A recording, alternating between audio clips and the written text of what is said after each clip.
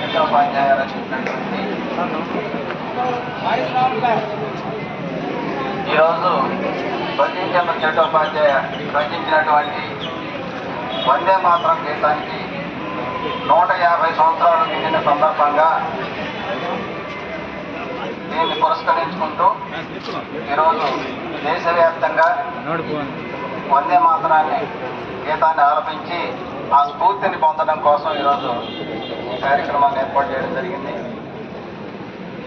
ఎందుకు ఈ వందే మాతర గీతం ఏర్పడింది అంటే, ఒక అవమాన సంఘటనల నుండి బంకించంద్ర చట్టోపాధ్యాయ ఆ అవమానాన్ని భరించలేక ఈ దేశానికి నా దేశపు జాతీయ గీతం ఉండాలని భావించి వందే మాతర గీతాన్ని రచించారు ఆయన.